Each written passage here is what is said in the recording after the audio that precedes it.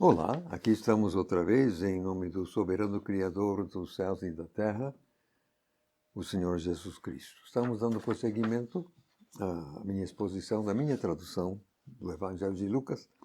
Estamos chegando hoje ao capítulo 4, onde Jesus será testado por Satanás.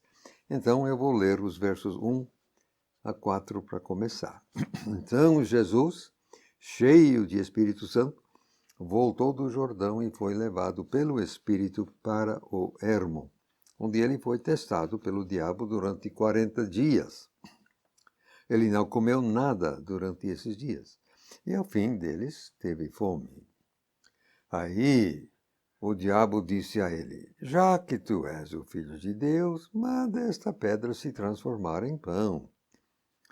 Jesus lhe respondeu dizendo: Está escrito: Nem só de pão viverá o homem, mas de cada palavra de Deus. Fica muito claro, tanto aqui como nos outros evangelhos, que foi o próprio Espírito Santo que obrigou Jesus a enfrentar o inimigo da forma que vamos aqui ver. Acho que Marcos diz até que ele foi impelido. Aqui diz que ele foi levado, em todo caso, foi o Espírito Santo. Eu li para o ermo, não para o deserto. Não é que era areia, pedra e cacto. Não, era meramente lugar sem habitação. Aliás, em Marcos parece que diz que havia até animais silvestres, então não era deserto propriamente, era ermo. Agora aqui no verso 2 diz que ele foi testado pelo diabo durante 40 dias. Acontece que nem aqui nem nos outros evangelhos não recebemos nenhuma informação a respeito do que Satanás poderia ter feito durante os 40 dias. O que tem é unicamente chegando ao fim do prazo. É isso que agora vamos ver. Teve fome, posso saber que teve fome sim, 40 dias sem comer. Agora, veja só, o Espírito Santo comandou o negócio, mas o efeito final é que Jesus teve de confrontar Satanás quando ele, Jesus, esteve o mais fraco fisicamente que estaria em qualquer outro momento. 40 dias sem comer, afinal. Eu digo que quando Satanás fracassou na tentativa de derrotar esse Jesus enfraquecido, deve ter ficado desesperado. Ele foi obrigado a entender que nunca conseguiria derrotar Jesus, mas ainda tentaria matá-lo. Prosseguindo um pouquinho, eu li no verso 3, já que tu és o Filho de Deus. Não está assim na sua Bíblia, provavelmente. A sua Bíblia vai dizer, se tu és. Acontece que na gramática grega temos 3 tipos de frase condicional. Entre elas,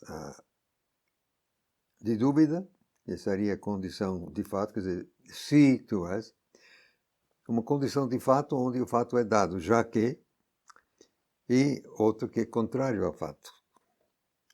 E aqui nós temos exatamente a condição de fato. Então, Satanás não foi tão assim ingênuo de questionar a identidade de Jesus. Ele sabia perfeitamente quem ele era. Então ele foi mais sutil. Ele reconheceu, já que tu és, então quem sabe até apelando para a vaidade, sabe-se lá. Comparando o relato aqui com o relato em Mateus, que Marcos é muito resumido, encontramos algumas diferenças. Eu vou comentando. A primeira está aqui no verso 3, exatamente. Já que tu és o Filho de Deus, manda esta pedra se transformar em pão. Já em Mateus 4, verso 3, diz estas pedras, quer dizer, plural em vez de singular. Eu entendo que Satanás disse de fato ambas as coisas. Ele teria começado com estas pedras, aí, quem sabe, vendo uma pedra que era exatamente o formato de um pão, ele diz, essa pedra aí. Não vejo nenhuma discrepância. Agora, Jesus cita exatamente Deuteronômio capítulo 8 e verso 3. Está escrito, nem só de pão viverá o homem, mas de cada palavra de Deus. Calamitosamente, como tantas outras vezes, menos que 0,5% dos manuscritos gregos de qualidade objetivamente inferior omitem mais de cada palavra de Deus. E assim é na nova versão internacional, linguagem hoje atualizada, e assim por diante. Triste. Diz aí. Você segue 6 manuscritos ruins contra 1.700 outros manuscritos melhores do que os 6. Isso não é perverso? Isso não é uma completa perversidade? Não. Vamos seguir os 1.700 manuscritos. O que está mesmo em Deuteronômio capítulo 8, verso 3, é tudo que sai da boca de Jeová. E com isso, a tradução para o grego utiliza o vocábulo rema em vez de logos. Rema é uma palavra falada. Quando há uma distinção com palavra escrita. Então, é uma palavra falada ou então aplicada. Uma palavra aplicada. Como é que você vai viver de pão? Tem que comer o pão, não? Não adianta ter um pão se você não come o pão aí. E então, a palavra de Deus tem que comer. Quer dizer, tem que ingerir, tem que assimilar, tem que aproveitar, tem que aplicar. Não é o mero fato de existir num pedaço de papel. Cada palavra de Deus. O que me leva a fazer outra observação. Se nós havemos hoje de viver de cada palavra, então cada palavra deve estar disponível para nós. Eu digo que quanto ao Novo Testamento, pelo menos, nós temos exatamente cada palavra do Novo Testamento preservada. Está aqui é uma versão mais antiga. Aqui foi a primeira edição do texto grego, agora está numa segunda edição que é menor, mas também tem acentos. Isso foi traduzido para o inglês desta forma. The Sovereign Creator has spoken, mas também os 4 evangelhos já estão em português. O Soberano Criador já falou, trazendo a cada palavra do Novo Testamento, que cada palavra foi efetivamente preservada até hoje. Então, nós podemos viver hoje por cada palavra. Depende de nós, a palavra está disponível. Podemos prosseguir, agora lendo versos 5 a 8. E levando, quer dizer, Satanás levando Jesus, e levando para um alto monte, o diabo mostrou-lhe todos os reinos do mundo num momento de tempo.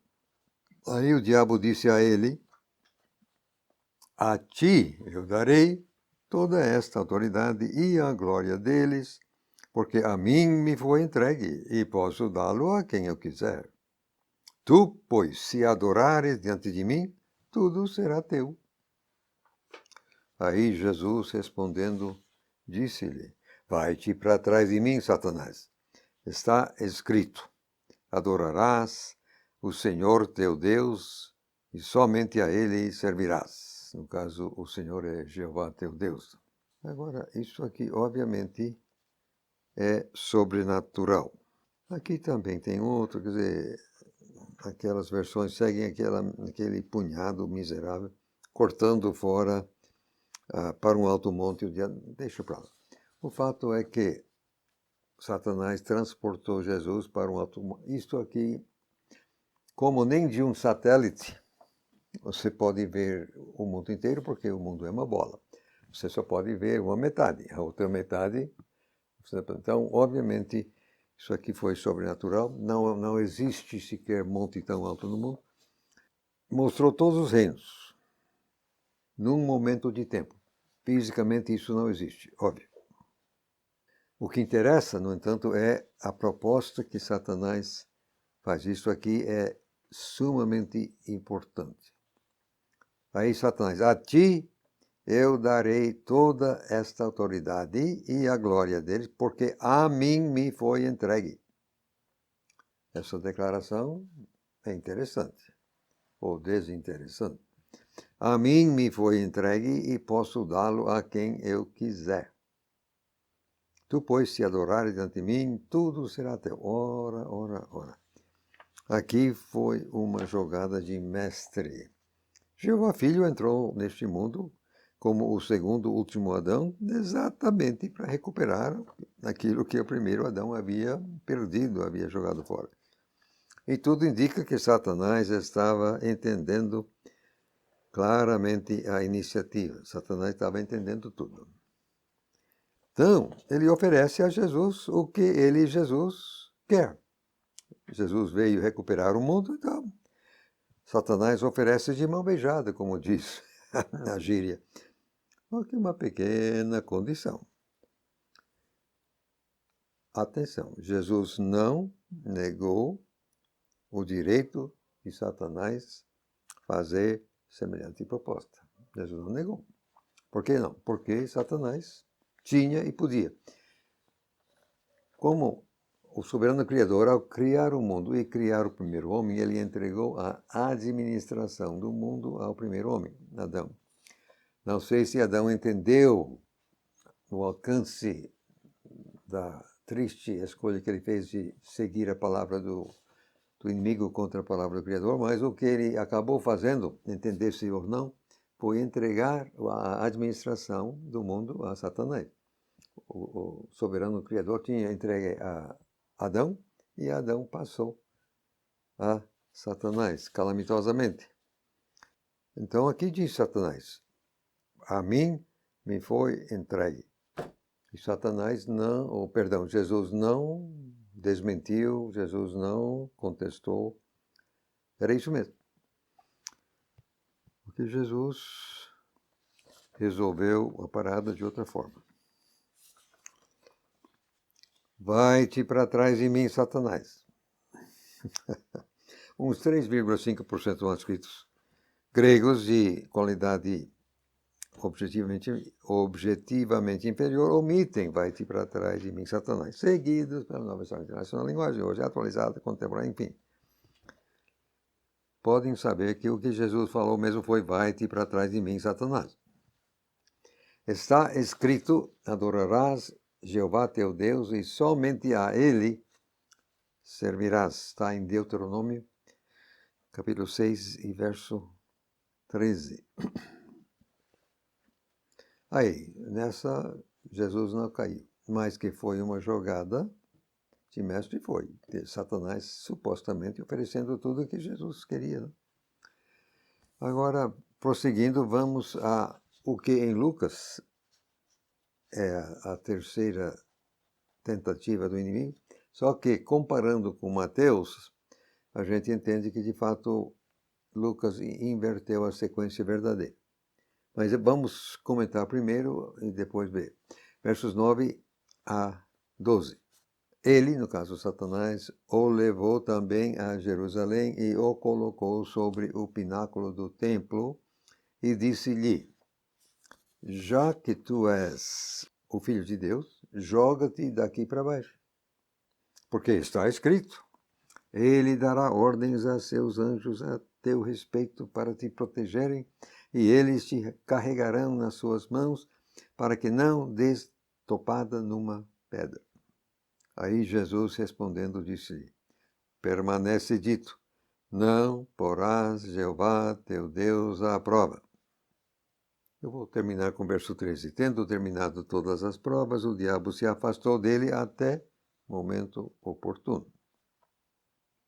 Mateus coloca o templo segundo, e o Monte Alto terceiro. E Mateus utiliza advérbios de tempo, de sequência, ao passo que Lucas não. Então eu entendo que, de fato, Mateus traz a sequência correta, mesmo porque também há uma progressão. Quer dizer, a prova mais difícil foi exatamente a prova do monte. Então, você vê também o que eu traduzi aqui no verso 9, ele o levou também. É como que se Lucas... E sim, tinha também um outro. Então colocou fora da sequência. Mas vamos ver agora o que aconteceu aqui. O inimigo conhece a Bíblia melhor do que a maioria de nós, se não todos nós. E ele agora tenta enganar Jesus citando a própria Bíblia. E acontece que ele cita até corretamente. Você pode ver isso, tá no Salmo 91, versos 11 e 12, não vou ler agora, mas você pode ver. Jesus, Satanás citou corretamente o texto lá de Salmo. Está escrito, de fato, está escrito sim. Ele dará ordens a seus anjos a teu respeito para te protegerem, eles te carregarão nas suas mãos para que não dês topada numa pedra. Está lá. Só que, tirado do contexto, e a resposta do Senhor Jesus foi exatamente em cima da questão. O que Satanás estava propondo era uma coisa que era proibida. Jesus cita Deuteronômio capítulo 6 e verso 16. Não porás Jeová teu Deus à prova. Como assim? O que é isso? O que acontece o que é proibido é você fazer alguma coisa irresponsável, visando obrigar Deus a fazer um milagre para te salvar das consequências. Isso seria um tipo de chantagem, digamos, isso é proibido.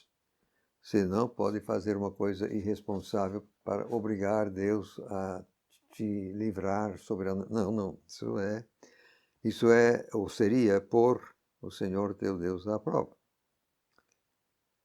Não podemos fazer isso, ou pelo menos não devemos, não é para ser.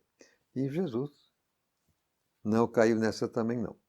Verso 13. Tendo terminado todas as provas, o diabo se afastou dele até momento oportuno.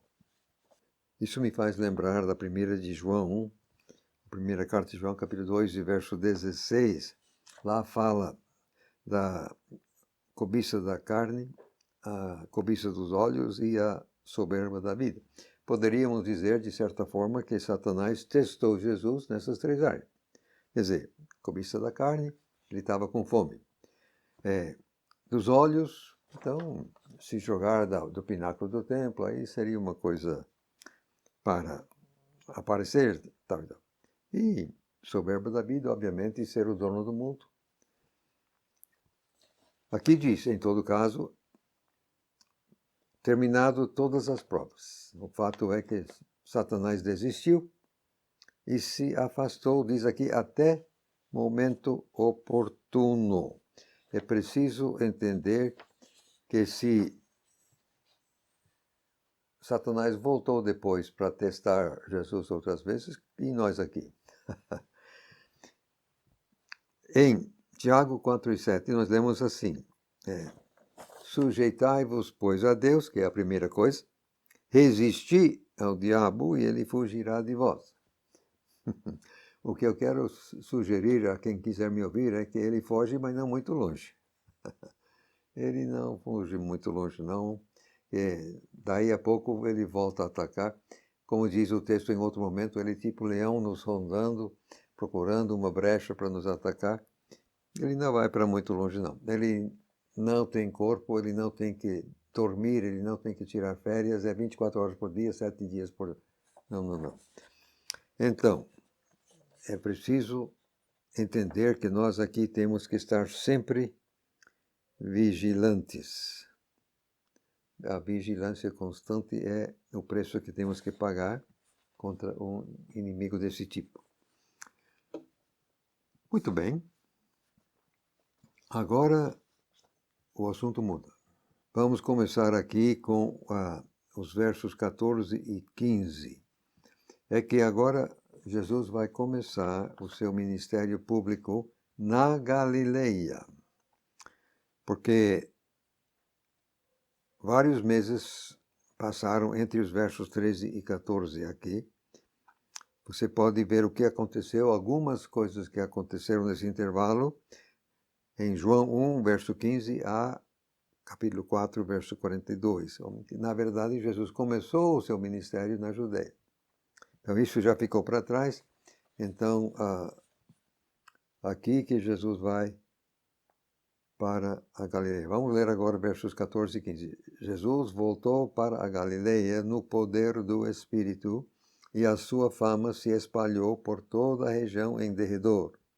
Sim, ele começou a ensinar nas sinagogas deles, sendo elogiado por todos. Isso aqui é um resumo por alto. Em João, nós sabemos que a caminho, Jesus passou por Samaria, deu-se o caso lá dos samaritanos, tal e tal. Como João é o único que menciona isso, então Lucas aqui também passa por cima. Parece que ele, de fato, começou seu ministério em Capernaum, quer dizer, na Galileia, pelo que nós vamos ler já em seguida. Vamos ler agora versos 16 a 19. Aí ele, no caso Jesus, foi a Nazaré, onde havia sido criado. Como era seu costume, ele entrou na sinagoga no dia de sábado e levantou-se para ler. Foi-lhe entregue o livro do profeta Isaías. E abrindo o rolo, ele achou o lugar onde está escrito: O Espírito do Senhor, no caso Jeová, é sobre mim, porque ele me ungiu para evangelizar pobres, ele me enviou para curar os quebrantados de coração, para proclamar liberdade a cativos e restauração da vista a cegos, para colocar em liberdade os oprimidos, para proclamar o ano favorável do Senhor.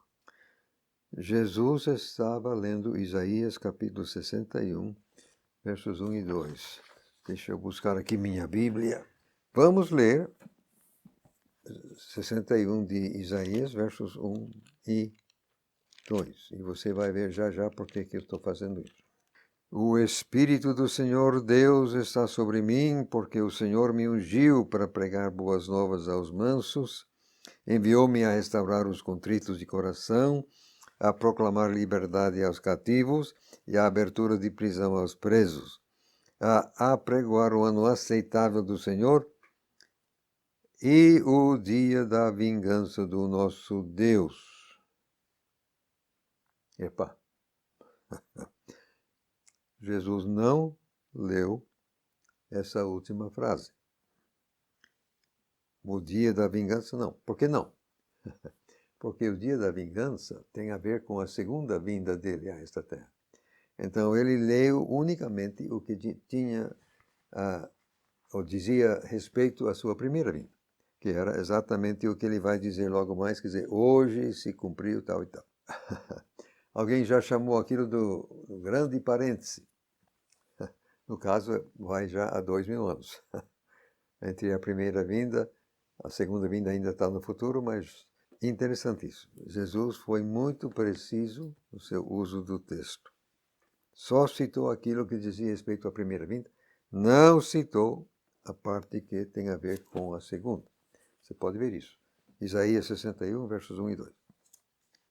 Novamente, temos aquela situação triste de um punhado miserável de manuscritos. Cortam fora, deixam fora para curar os quebrantados de coração. E não é que as versões modernas seguem esse punhado miserável. O texto correto é para curar os quebrantados de coração. Agora vamos ver o que acontece. Que Jesus começou bem, mas logo em seguida ele vai hostilizar a plateia. Vamos ver então o que acontece. Pronto, agora eu vou ler os versos 20 a 23. Então, Enrolando o rolo e devolvendo ao assistente, ele assentou-se, ele assentou-se. Os olhos de todos na sinagoga estavam fitos nele, e ele começou por dizer-lhes: hoje esta escritura em vossos ouvidos se cumpriu. Abre parênteses, todos lhe davam testemunho e se maravilhavam das palavras graciosas que saíam da sua boca e começaram a dizer: não é este o filho de José? Fecha parênteses. Ele lhes disse: certamente vocês me citarão este provérbio: médico, cura-te a ti mesmo.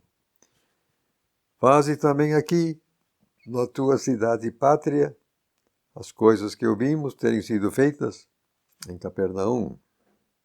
Aparentemente, naquele tempo, para ler a palavra, o leitor ficava em pé.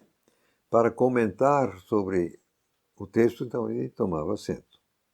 É o que Jesus fez aqui. Então, ele assentou-se, todo mundo com o olho fito nele.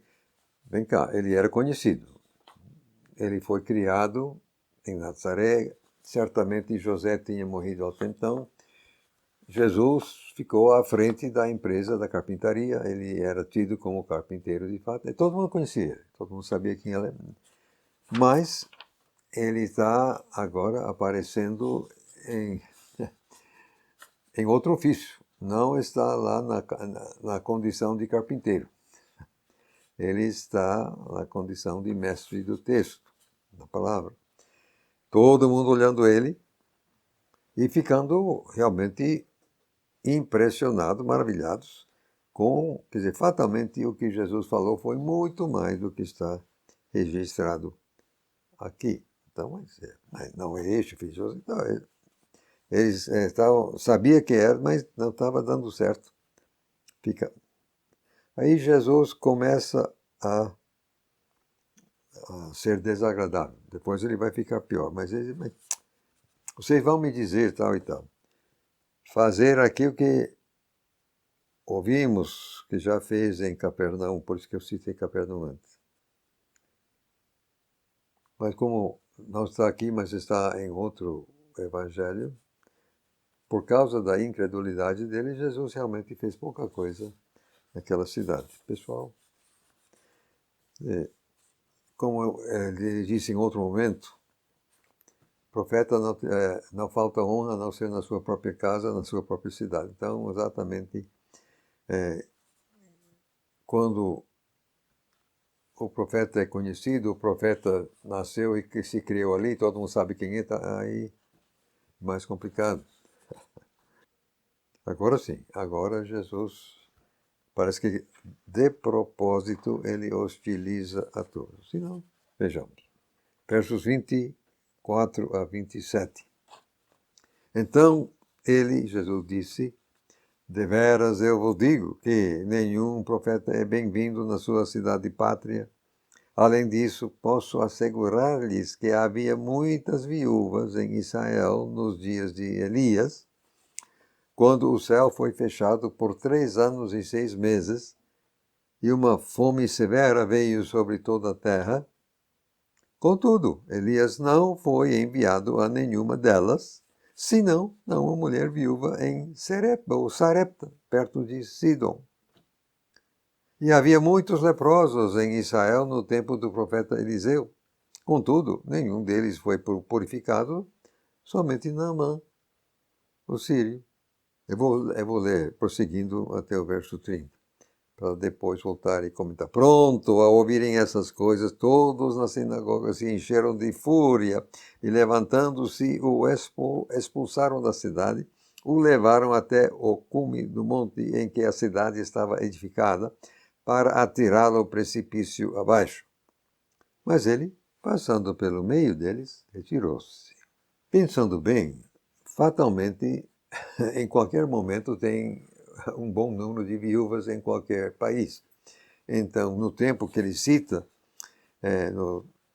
na grande fome de Elias, que o próprio Elias fechou durante 3 anos e meio, será que não tinha bastante viúva? Fatalmente tinha bastante viúva em Israel. Mas Deus não mandou para nenhuma delas, não. Mandou para uma estrangeira, uma viúva, perto de Sidon. Isso aí era uma mulher de outra raça, não era judia, não. Pior ainda, era o caso de Eliseu. Havia muitos leprosos em Israel no tempo do profeta Eliseu, contudo, nenhum deles foi purificado, a não ser Naamã, o sírio. Isso, eu confesso, me causa um pouquinho de espécie. E, que não faltava leproso, não faltava. Mas por que Eliseu não curou nenhum? Pelo menos é isso que Jesus declarou. Não curou nenhum. Não sei. Só o sírio, aliás, um general sírio. Portanto, um inimigo militar do povo. Aí o povo meramente perdeu a cabeça. Se encheram de fúria. Agora vem cá. Eu digo que a reação violenta foi exagerada demais. Face à provocação. Tá, Jesus provocou, pisou no calo, mas a reação, digamos, foi desconforme. Eu entendo, portanto, que havia ação satânica, aproveitando o ensejo para ver se conseguia matar Jesus. E aqui, então, você pode estar com raiva do sujeito, mas nem por isso você vai querer executá-lo, matá-lo. É o que fizeram. Você pode ir até lá hoje, em Nazaré, você vai lá, tem o precipício até hoje. Então, eles levaram a pulso para jogar Jesus no precipício. Vai lá, tinha certamente pedras pontiagudas lá embaixo, então iria morrer esmagado lá embaixo. Agora, quando diz aqui que Jesus passou pelo meio e retirou-se, me diga por caridade, exatamente como? Pois bem cá. Para ele ser jogado do precipício abaixo, alguém tinha que agarrar nele. Não diz que ele ia pular, não. Se ele ia, então, provavelmente, tinha um homenzarrão segurando cada braço dele e vinham levando ele a pulso desde lá embaixo até onde dá para, então, jogar. Além de ser segurado por provavelmente um homem em cada lado, estava cercado de judeu brabo. Aí disse, primeiramente, passou pelo meio, se mandou. Então, obviamente, Jesus fez uso de poder sobrenatural para se safar de uma morte prematura. Ele veio ao mundo morrer, mas não foi ali e não foi assim. Então, realmente, você vai ver que em nenhum momento Jesus demonstrou medo diante das ameaças do pessoal. Nem aqui, nem mais tarde no tempo, o pessoal pega pedra, ou mesmo então no barco, eu creio que aquela tempestade foi muito incomum, meteu medo até nos pescadores profissionais que conheciam aquele lago assim, como a palma da mão. Então a ideia do inimigo era ver se matava Jesus afogado, não funcionou. Jesus também dormindo, nem aí. Nós também, seguindo o exemplo do Senhor Jesus, não deveríamos ficar assim amedrontados. Eu me baseio em vários textos bíblicos. Em outro momento, Jesus disse que nem um pardal, nem um passarinho cai à terra sem o Pai. Aí citou que até todos os cabelos são enumerados, calcule só. E em Lucas capítulo 10, verso 19, Jesus dizendo aos 70, eu vos dou presente, tempo presente do verbo, a autoridade de pisar serpentes e escorpiões e sobre todo o poder do inimigo, e nada vos fará dano algum. Então eu entendo que isso, a nossa autoridade, em primeiro plano, é para nos defender. Isto é, proibir qualquer uso inimigo contra a gente. E eu faço isso costumeiramente. Se eu vejo alguma situação que pode se desenvolver de forma negativa, eu já estou amarrando Satanás, proibindo de atuar. Não, aqui não. Não devemos ficar com medo. O que o inimigo adora fazer é ver se ele nos apanha de surpresa. Porque é a surpresa que tira você, assim, da normalidade, da lógica e tal. É um problema. É um problema lidar com as surpresas que o inimigo sabe como arrumar isso. Então, de repente, você reage antes de pensar. Mas, então, é isso que eu entendo aqui. Podemos prosseguir, então. Eu digo que a partir do verso 31 é que o Senhor Jesus se mudou de Nazaré, de Malicuia, como se diz, e se instalou em Capernaum. Capernaum se tornou, então, a sua base. Eu ia ter aqui um mapa, esqueci, mas Nazaré fica em cima assim, de uma serra assim, bem isolada, contramão. Não era um bom lugar para ter assim sua base de um ministério de alcance mais espalhada. Agora, Capernaum não. Capernaum fica exatamente na beira, na orla do mar da Galileia. E aquilo era bem habitado porque as margens tinha terra fértil, podia ser cultivada. Então, para nem se comentar a facilidade de locomoção que o barco fazia para atravessar assim a água e assim por diante. Então, é isso que eu entendo que aconteceu aqui.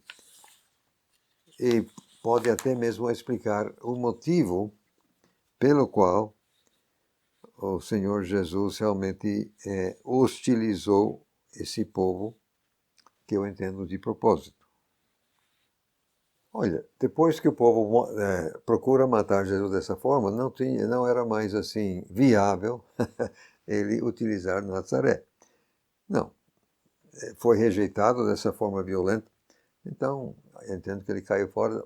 Com isso, Tiago, o primeiro irmão, meio-irmão dele, então ficou como chefe da família e da carpintaria e assim por diante.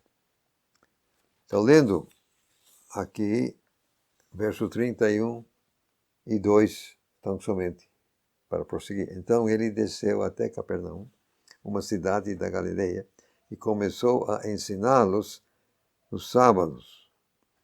Eles ficaram maravilhados com o seu ensino, porque a sua palavra era com autoridade. Eu estava querendo comentar a mudança do Senhor Jesus de Nazaré para Capernaum. É só para você ver aqui. Aqui está Nazaré. Você vê que está em cima de uma serra. E bem aqui não tem acesso, é muito contramão. Ao passo que ele mudou para Capernaum, que fica aqui bem na orla aqui do Mar da Galileia, muito mais estratégico. Voltando à questão de Nazaré, ele poderia ter feito aquilo exatamente para se livrar de qualquer reivindicação da parte do pessoal de lá, por causa dele ter sido criado ali, coisa e tal, e também ele queria justificar a sua mudança. Não era estratégico ele ficar ali, era para sair de lá, mas então aquela reação toda então justificou a atitude de Jesus assim cair fora de lá, sair e assim por diante. Pronto, vamos então agora os versos 33 a 37. Havia na sinagoga um homem que tinha um espírito de demônio imundo. Ele vociferou bem alto, dizendo: Qual é? Que queres tu conosco, Jesus de Nazaré? Vieste para nos destruir? Sei quem tu és, o Santo de Deus. Aí Jesus o repreendeu, dizendo: Fica amordaçado e sai dele. Então o demônio jogou-o no chão, no meio de todos, e saiu dele sem lhe fazer mal. Veio espanto sobre todos, e começaram a falar uns com os outros, dizendo: Que palavra é esta? Pois com autoridade e poder ele dá ordens aos espíritos imundos, e eles saem. E a sua fama se espalhou por todos os lugares da região circunvizinha. Voltando então, agora, vamos ver a reação aqui do demônio. O demônio sabia quem era Jesus. Jesus de Nazaré. Ora, como é que o demônio sabe? Bom, Deus, os demônios sabem mais do que você talvez entenda. Eu sei quem tu és, o Santo de Deus. Agora veja que o demônio estava preocupado. Vieste para nos destruir. Eles sabem bem o paradeiro. Que Mateus 25, verso 31 por ali, diz que o lago de fogo foi preparado para Satanás e seus anjos. Então, eles sabem qual vai ser o paradeiro final, só que não estão com pressa de chegar antes da hora. Então, aqui o demônio: Você veio nos destruir? Ainda não. Eu sei quem tu é. Eles chamam Jesus de o Santo de Deus. Alguns outros demônios vão chamar ele de Filho de Deus mesmo. Agora, Jesus nunca gostou muito dessa propaganda gratuita dos demônios. Vamos ver isso em outro lugar. Aí, mandou calar. Cala a boca. Sai. Aí o demônio saiu, mas primeiro jogou o sujeito no chão. Depois diz aqui que não lhe fez mal, quer dizer, não fez outro mal a não ser jogar no chão. Aí, espanto. Pode entender que sim. Todo mundo, que é isso? E a fama espalhou. O que não faltava naquela terra era demônio. Você vai ver assim no ministério de Jesus, ele está expulsando demônio a torto e direito. Então, não faltava demônio por lá. Então, alguém aparece que dá a solução para demônio. A fama espalhou, posso saber que sim. Agora vamos ler verso 38 a 39. Então ele deixou a sinagoga e entrou na casa de Simão. A sogra de Simão estava sofrendo com febre alta e fizeram pedido a ele a favor dela. Aí ele parou perto dela e repreendeu a febre que a deixou. Imediatamente ela se levantou e começou a servi-los.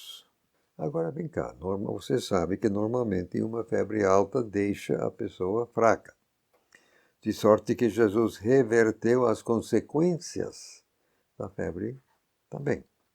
Não somente chutou a febre, mas reverteu as consequências. Quer dizer, a mulher pôde levantar imediatamente e servi-los. Então ela ficou com força normal. Agora, você comparando, que Mateus também, capítulo 8, versos 14 e 15, registra o que muitos acham que é outro relato do mesmo acontecimento. Eu mesmo achei isso durante muitos anos. Mas depois, atentando com cuidado para os exatos detalhes nos dois registros, não pode ser o mesmo, não. É um momento diferente e os detalhes não são exatamente os mesmos. Eu tenho um pequeno artigo sobre isso no apêndice que já tenho comentado, a sogra de Pedro. Basta dizer aqui que eu entendo que foram momentos distintos. E daí? Isso significa que só porque Deus curou alguém uma vez, não significa que essa pessoa não pode adoecer outra vez. Pode sim.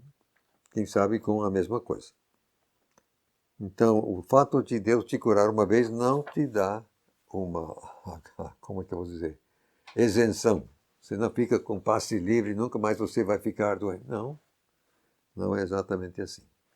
Aliás, mesmo no ministério terreno do Senhor Jesus, não sei se você já parou para pensar nisso aqui. Repetidas vezes, nos relatos, nos evangelhos, mormente os primeiros 3, diz que Jesus curou todo mundo. Jesus curou todo mundo, expulsou todo demônio todo mundo. Bem, e daí a pouco está curando outra vez todo mundo. Bem, como é que ficou ainda pessoas para serem curadas? Eu acho que houve reincidências. Quanto aos demônios, se Jesus não proibiu a volta, aí o demônio voltava, né? Tem até o próprio Jesus comentando, o demônio sai, tal, vai vagando, volta, a casa está vazia. A casa vazia não é negócio. Ormente com o demônio. Enfim, só porque Deus te curou uma vez, amém, mas nem por isso você tem passe livre, nem eu. Aí, versos 40 e 41. Aí, ao pôr do sol, todos os que tinham enfermos de várias doenças os trouxeram a ele. Ele os curou, impondo as mãos sobre cada um deles. Além disso, demônios saíram de muitos, gritando e dizendo: Tu és o Cristo, o Filho de Deus. Mas ele os repreendia e não permitia que seguissem falando, porque eles sabiam que ele, Jesus, era o Messias. Aqui no verso 40, desta vez diz que Jesus colocou a mão em cada um. Nem sempre. Aliás, não seria nem possível muitas vezes, mas aqui parece que, primeiro, Capernaum não era lá tão grande lugar, não tinha tantas pessoas assim. Neste momento, ele colocou a mão em cada um, nem sempre. Ele variava seu procedimento. Eu acho que de propósito, aliás.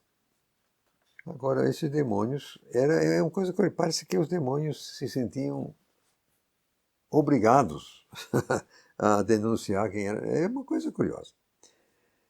Jesus teve que mandar os demônios calar. Conosco é o contrário. Deus tem que mandar nós falar. Mas